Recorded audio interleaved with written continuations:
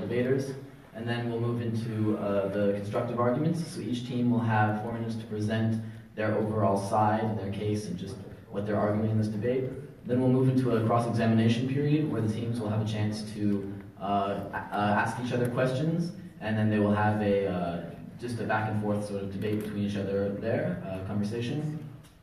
Then we'll have some questions from the moderators, and then we'll move into some brief midway summaries from each team, where they will have a chance to either give a summary of what they've stated so far, or they may use this time to respond to... I'm at my alma mater, UC Irvine. You're seeing the Republicans, Democrats debating immigration. We'll finish off with audience questions and just try to run out as many audience questions as we possibly can. So throughout the debate, if you have anything you'd like to say, I encourage you to make a note of it in your head and try to pose that question later on.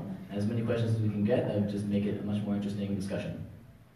So now just to introduce myself, my name is Reese Disney. I'm going to be one of your moderators tonight. I'm one of the Associate Justices on the Judicial Board in ASUCI, and I'm a part of TPF, and it's my pleasure to be here with you all tonight. Good evening. I'm going to be the other moderator. My name is Carl Olson, and I'm the Executive Chair for TPF for this year. On the left side of the stage, we have the College Republicans, and on the right side, we have the College Democrats. And I will now ask that everyone up there introduces themselves real quick.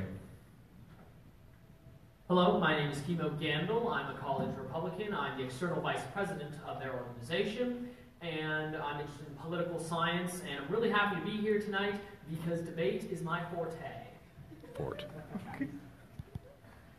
My name is Robert Petrosian. I used to be the chair of the UCI College Republicans about 2 years ago. Currently, I'm the chief of staff of the California College Republicans. And I'm also a 4th year. This is my last debate. And I guess interesting fact about myself, I drive a Buick. Hello, my name is Nicole Dunger. I'm currently on the board with the College Democrats as Outreach Chair. I study political science and educational sciences, and I look forward to the debate. Hi, my name is Cassius. I'm on the board of College Democrats.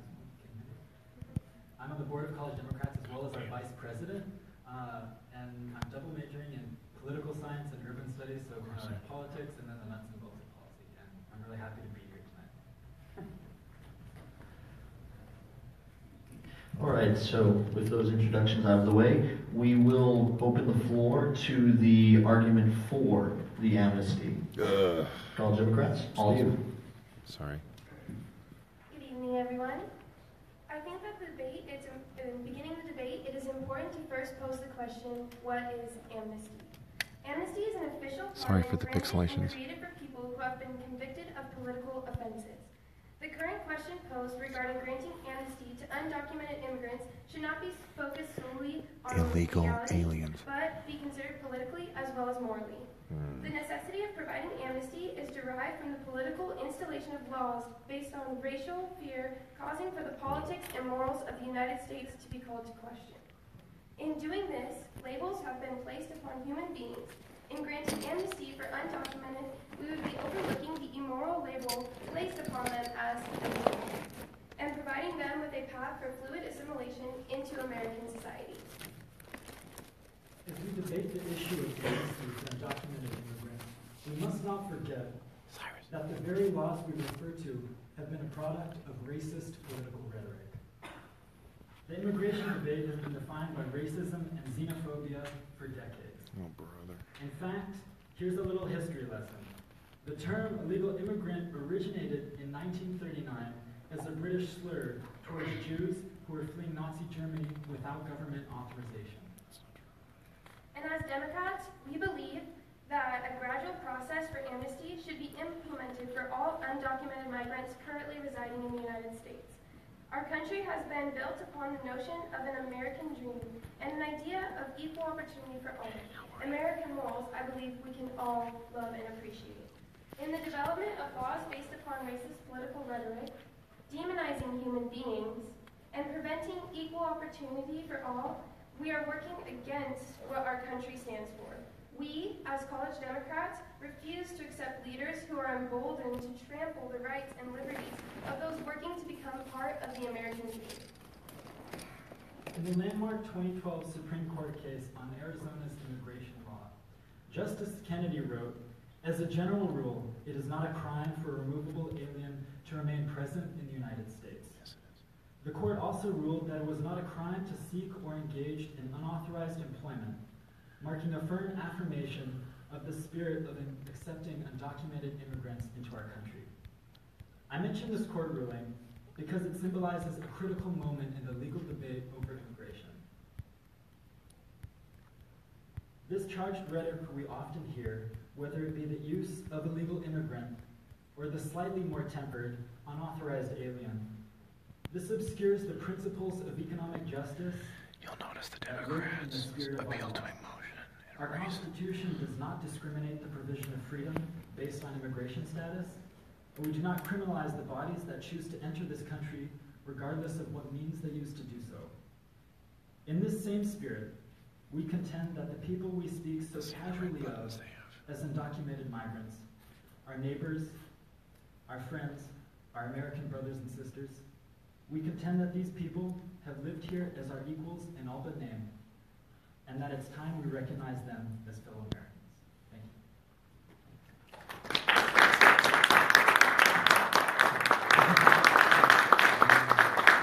Thank you very much, College Democrats. We'll now move on to hear the opening speech from the College Republicans. Right.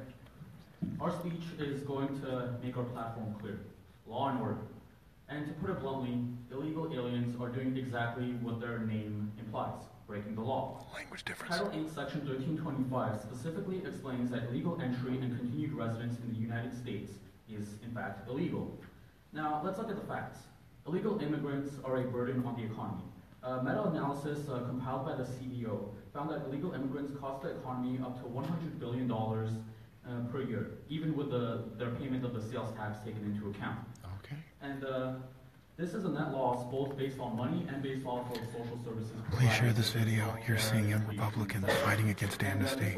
I have a lot of hope. And also harm low-skilled workers that are already here, some of them being legal immigrants. Yep. And number two, illegal aliens commit crime.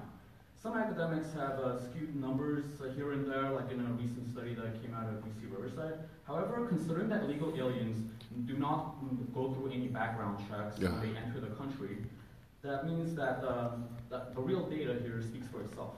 And averages for violent crime and property crime and even rape spiked and even doubled in sanctuary cities after these policies have been implemented. Oh my God. And the Department of Homeland Security found that 62% of released aliens in sanctuary cities have criminal records.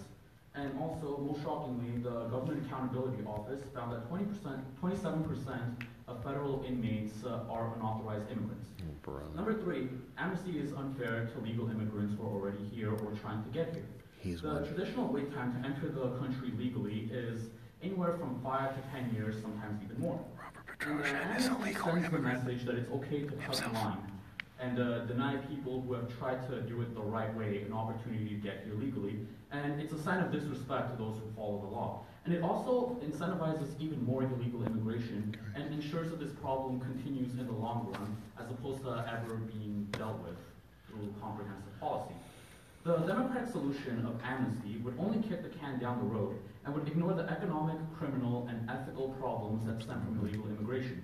And it would also cost $2.3 trillion in order for amnesty to be implemented, according to the Heritage Foundation.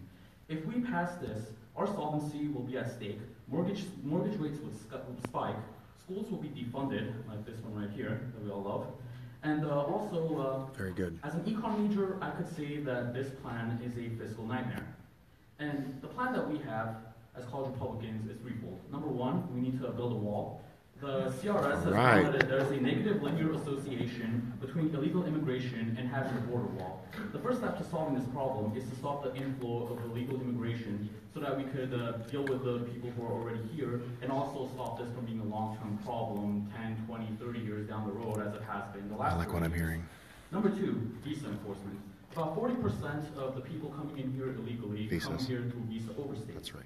And to address this, we should implement a biometric entry-exit program in order to know who is in here and to make sure that the people who have overstayed their visas would be able to be moved in a timely manner so that they don't overstay. And Congress appropriated funds for this in 2004 at the recommendation of the Irvine Commission, and I believe it's time that we actually implement this. Thank you. Additionally, in terms of the way that we would integrate legal immigrants, we want to encourage legal immigration, and we want to make sure that those who come here legally do so based on merit, and we want to make sure that they are placed into a system where they are able to succeed and make something of themselves as opposed to be stuck in a cycle of poverty. And instead of welfare, we champion individual development accounts, which match earnings dollar by dollar for up to 4 years. And those who are on Thank you, College Republican. It's a real plan. Thank you. We will now move into some cross-examination. Since the College Democrats opened up, I will allow them to begin the examination. Should I be the other way?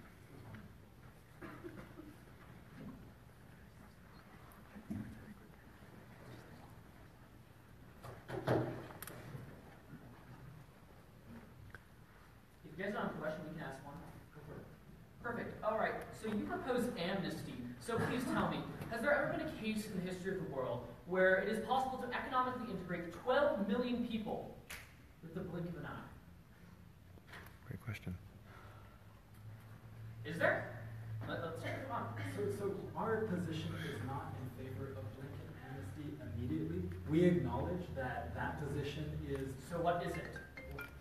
Okay. Ooh. I Good. apologize.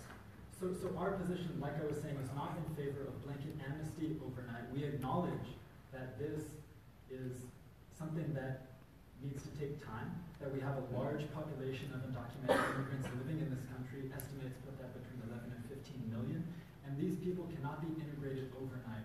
We are in favor of a process for that integration, so that these people that have been working as our neighbors, can be integrated in our That's not true. So you agree with Donald Trump, then, that we should have an integration process but enforce current immigration law? Yes? Because that's the current, what status quo wants. They want integration. So would you agree to that? I believe that it has to do with the current laws that are put in place for integration. They make it extremely difficult for people who are unfamiliar with the language, who wait on wait lists for 16 years. They make it extremely difficult and extremely inaccessible to certain people. And so we are... So speaking of accessibility, one last question. You talk a lot about accessibility, yet the government's been claiming this war on poverty, many of which illegal immigrants have been put into. Oh. And this war on poverty has been going on since the 1950s, and we spent $22 billion on it. And it hasn't changed one bit. So do you really think that integrating, quote, unquote, integrating people in society will do anything but put an entirely new class of citizens, those who are permanently impoverished in the population? So let's start by breaking down. First of all, you made a lot of general points there, so let's start breaking down those one by one. Sure. First of all, you're talking about our current immigration policy. Many undocumented immigrants could be sponsored for a green card, but because they are presently undocumented, their status cannot be adjusted. So even though Illegal. the process has provisions for them to apply for legal status, they cannot just because of their existence. The question was on how to... Hold on. Okay. Ooh. And so that just addresses one part of your statement about the current policy in our country. We'd also like to break down some claims that you're making about immigration, poverty, crime, and how that affects our economy. So when we look at immigrants in this country, between 1990 and 2010, there's a huge influx in immigration. We've seen immigration increase 5% of our population. So our population has had a 5% increase in the number of immigrants that compose Americans. Legal However, or in that illegal? same period, there has been a disproportionate, unprecedented decrease